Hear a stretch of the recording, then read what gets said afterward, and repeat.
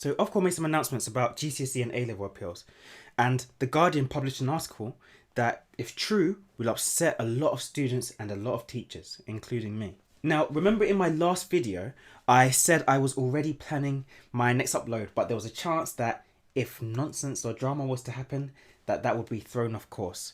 Well, here we are, that did happen. Either way, be sure to subscribe and click the bell for those notifications, because I'm going to keep the information, advice, hints and news coming in regards to GCSE, A-level and university and beyond. So Saturday the 15th was a nice chill day after the hectic week. I finally had a chance to read some books, play some games and enjoy the rain that I had been waiting for so long. And then one of my lovely subscribers, Anubhav, sent me a link which led me to this news post by Ofqual themselves on their official website, on the government's website.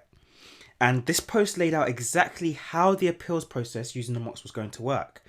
And I was happy to see this because we had been promised information by Tuesday, but this is much earlier. This is 4 days before that. So I was really happy that they set up the appeal system in such a short amount of time. So I began studying the information in preparation for a video where I could inform you guys and, let you know exactly what you'd have to do and how it was going to work. Unfortunately, as I was beginning to read it, Ofqual put up another piece of news that was actually concerning the very piece that I was reading.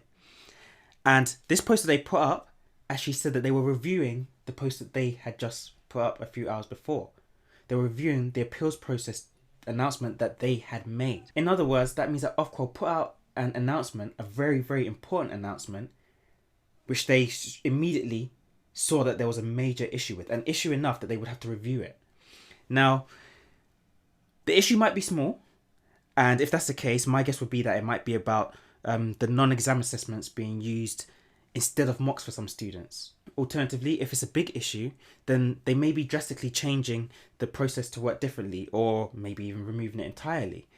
Who can really say? Speculation is not really going to help at this time.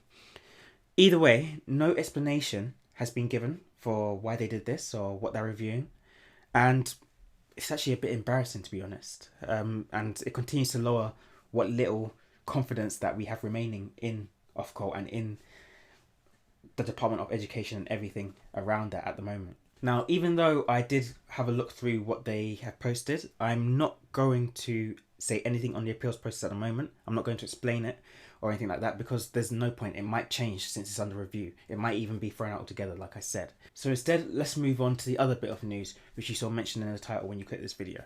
And that is about the GCSE results, and this one's pretty shocking. Now, The Guardian put out an article saying that according to analysis shared with The Observer, 97% of grades, that's around 4.6 million, were decided by the algorithm. That's 97% of GCSE grades were decided by the algorithm, not by the teacher given grades.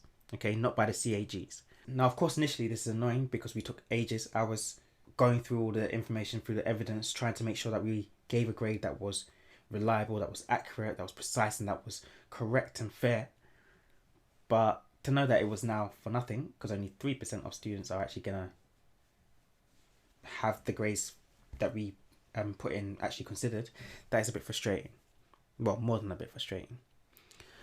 Now, the reason that they gave for this happening seems to be largely down to the fact that subjects with more than 15 students in a school were left to the system. And in the GCSE exams, of course, there's more students taking GCSEs, there's more GCSE students in a school in some cases as well.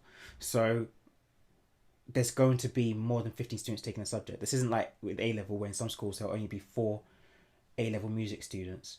This is a case where, there might be 20 A-level music students in a school instead. And so they go through the system rather than being handled, with more bias towards the teacher given grades. So once again, everyone's worried that we're going to have the same situation that we just had with A-level in the week past. But possibly it could be even worse, with even more students from poorer and more historically disadvantaged areas ending up with really bad grades when they were actually working at a much higher grade. Of course, we still don't know because there's still quite a lot going on and we're still in the middle of all of this. So until things are released and the official data is released, there's not really much we can say on that. But looking at how the A-levels went, it's not looking hopeful.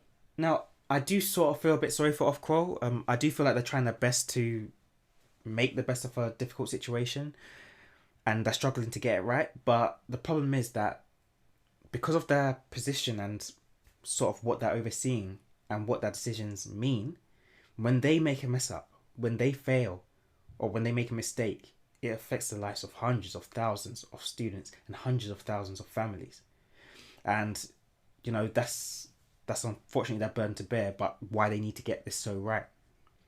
I mean, don't forget, initially it was our burden to bear as teachers. We were thinking we need to make sure that we grade these students right and fairly, because this is going to affect their future. Ofqual have an even bigger responsibility. They seem to be not they seem to be making a mess of it at the moment, simply put. So that's all, guys. This was just meant to be a quick update, just letting you know the news that just came in this weekend. I'll have more news, information and advice for you in the coming days, so if you haven't subscribed already, please make sure to subscribe so that you don't miss out on any of that. And check out these other videos. They should be appearing on screen now, which I'm sure you'll find super useful. And that's all for now. Until next time.